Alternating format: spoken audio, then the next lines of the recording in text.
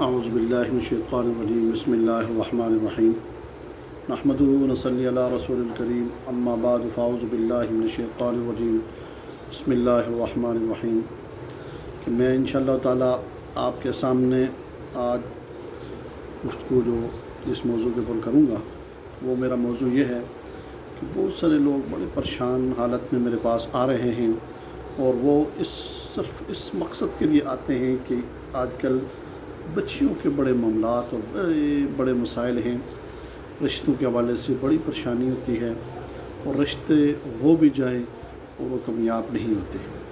سب سے بڑی بنیادی چیز یہ ہوتی ہے کہ ہمارے ہاں رشتہ کس کو دیا جائے۔ رشتے کے حوالے سے کہ دیکھنا چاہیے کہ جس کو ہم رشتہ دار بنانا چاہ رہے ہیں کہ وہ اس کی اہلیت بھی رکھتا ہے یا نہیں۔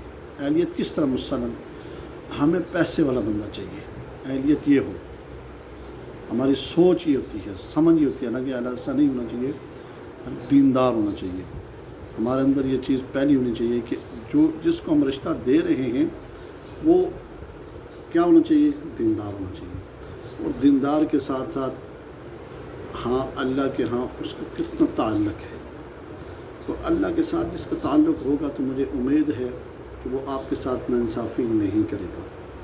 یہ تو پہلی بات یہ آگے کہ کیا کہ اس طرح کے لوگ جو آ رہے ہیں کیا کہ نماز کی پابندی کر رہا ہے اس لڑکے کو آپ اپنی بیٹی دے رہے ہیں یا اپنی بھتیجی دے رہے ہیں یا جو بھی رشتہ دار دے رہے ہیں، اس کے لیے یہ چیزیں اپنے ذہن میں رکھیں کہ اس دور کے اندر یہ اتنا پرفتنا دور آ گیا ہے۔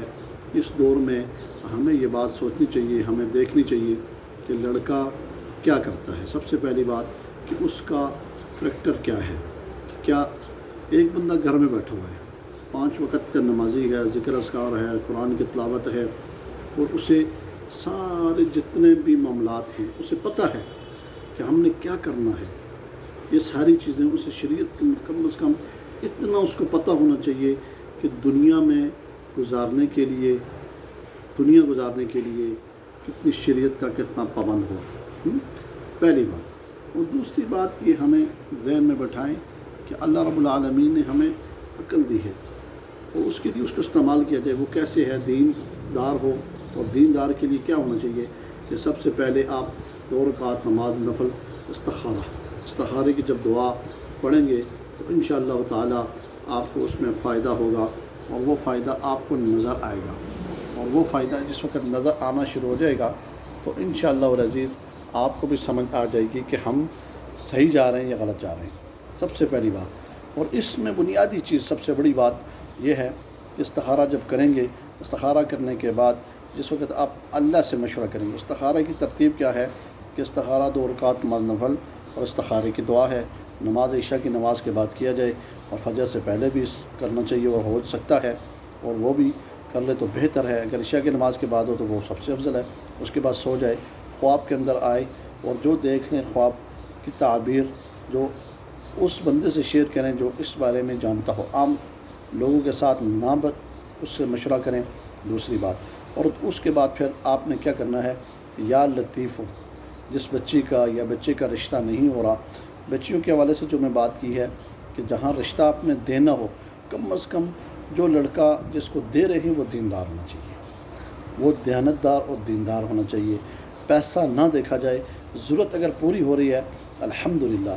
ہمارے ہاں یہ بڑی پریشانی ہوتی ہے کہ لڑکا پڑھا لکھا ہو، اچھی بات ہے، ہونا چاہیے، مگر انسان بھی ہو، انسان پہلے ہو اور پڑھا لکھا بعد میں ہو تو بہتر ہے۔ تو اگر ایک پڑھا لکھا ہے انسان نہیں ہے تو آپ کے لیے وہ وبال بن جائے گا۔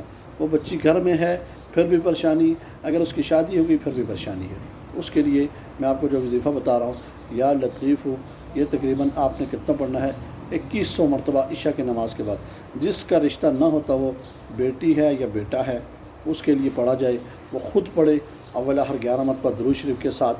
آپ انشاءاللہ تعالیٰ اس وظیفے کو کم از کم 21 دن تک انشاءاللہ آپ رکھیں گے، مکمل ترتیب کے ساتھ، تسلسل کے ساتھ جب پڑھیں گے تو انشاءاللہ تعالیٰ آپ کے رشتے کا جو معاملہ ہے اللہ رب العالمین کی طرف سے یہ حل ہو جائے گا، اور اس میں انشاءاللہ تعالیٰ آپ کو بہتری محسوس ہوگی۔ جس وقت آپ کو بہتری محسوس ہونا شروع ہو جائے تو پھر اس کو مزید پڑھنا چاہیے، اور جتنا آپ پڑھیں گے اس میں فائدہ ہوگا۔ اور اس کو متواتر پڑھیں، انشاءاللہ تعالیٰ تسلسل جاری رکھیں، انشاءاللہ تعالیٰ فائدہ ہوگا، اور اس فائدے سے اللہ سے مانگتے بھی رہیں، اللہ کے ساتھ اپنا تعلق بھی رکھیں۔